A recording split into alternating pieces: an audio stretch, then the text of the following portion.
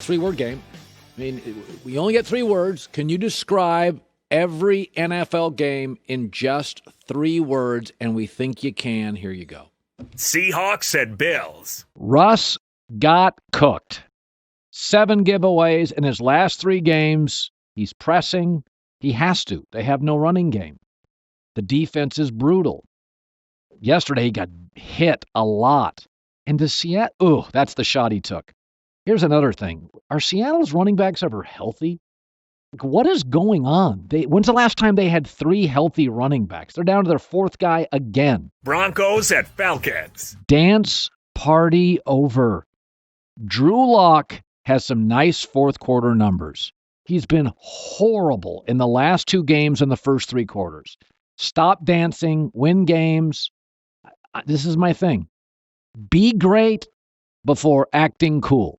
Be as cool as you want after you're good. You're not. Giants at Washington. I'm on board. B-O-R-E-D. The Giants are an accounting firm in cleats, but they're winning a little. They're on the right side. Daniel Jones had his first game without a turnover.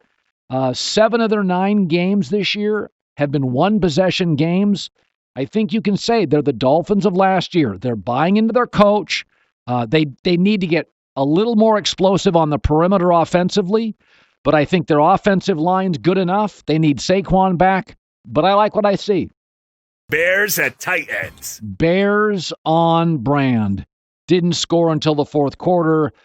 The longest rushing play of the day was a fake punt. Listen, Nick Foles, I think we can all now admit and acknowledge, is a backup.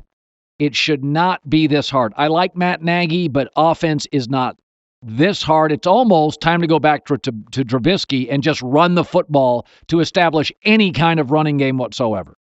Lions at Vikings. Vikings have life. Scored touchdown in the first 2 drives, didn't even have a 3rd down. Dalvin Cook, best running back in the league, leads in scrimmage touchdowns and scrimmage yards. I said this yesterday on Sunday kickoff. The team with a losing record in the NFL entering yesterday that feels like a playoff team to me is Minnesota. They've got a coach and a quarterback that have won a playoff game. They're very good running the football. They're good on 3rd down defensively. They get you off the field. They're healthier than they were in September. And they match up with the best team in their division, Green Bay. Minnesota feels like a low-end playoff team to me this morning. Not a great team. There's a ceiling. But as their young receiver, Justin Jefferson, gets more reps, they feel like a playoff team to me. Panthers at Chiefs. Best bad team. Panthers defense held the Chiefs to 30 yards rushing.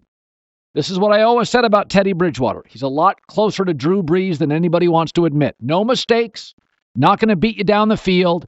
But Christian McCaffrey, the players are buying into Matt Rule. They lose close games. They should. They got 6 rookies playing significant minutes on defense. They're not really explosive over the top, and Christian McCaffrey's been hurt. But they've lost by 1 possession every game they've played in the last 5 weeks. So 4 games, 1 possession losses, and they should lose all these. They're too young on defense. McCaffrey's hurt. They're not a team that throws over the top, but they're the best bad team in the league. Texans at Jaguars. Did not watch. Texans are 2-0 against the Jags and 0-6 against everybody. I have a right to not watch games at this point in the season. I'll watch all of them in September, October. That one I wasn't going to watch. Ravens at Colts. Back on track. All right, 31st consecutive game for the Ravens with over 20 points. Stop telling me how bad their offense is. 10th straight regular season win on the road. Quit telling me they can't win big games. 6-2, only losses to the Chiefs and Steelers, 1 in the last play of the game. They're fine. Take out Kansas City. They can beat everybody in the AFC. Lamar was 10 for 10 in the second half. He doesn't make every throw brilliantly. But the idea that they have to just recalibrate everything. They've got some limitations throwing the ball. I like them when they're ahead, better than when they're behind. But I thought they had a really smart, efficient second half. Raiders at Chargers. Just winning, baby. 4-1 on the road.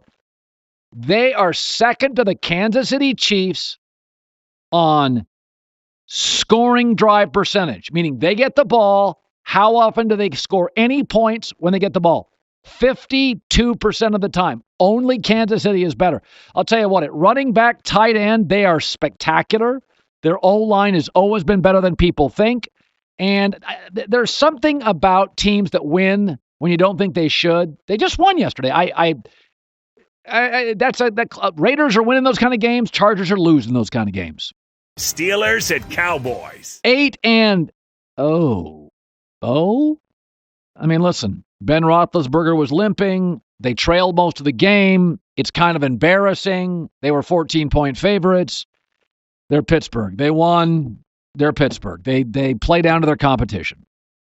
Dolphins at Cardinals. 2-0. Here's the line.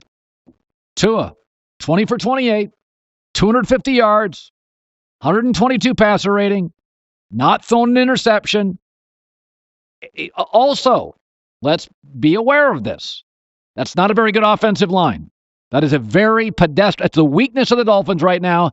That offensive line is a complete work in progress. So he hasn't thrown a pick.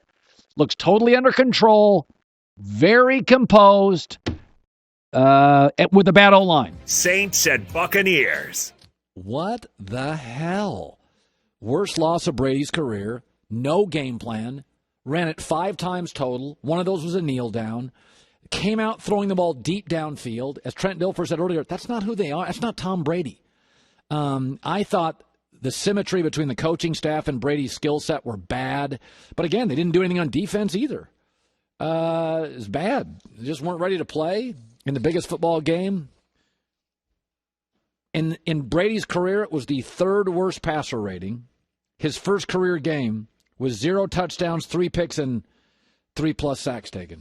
It was the worst game of his career. Hi, everybody. Thanks for watching. Subscribe here to get the latest from the show. Also, be sure to check out more of the best clips from The Herd or go watch a few segments from other shows on FS1.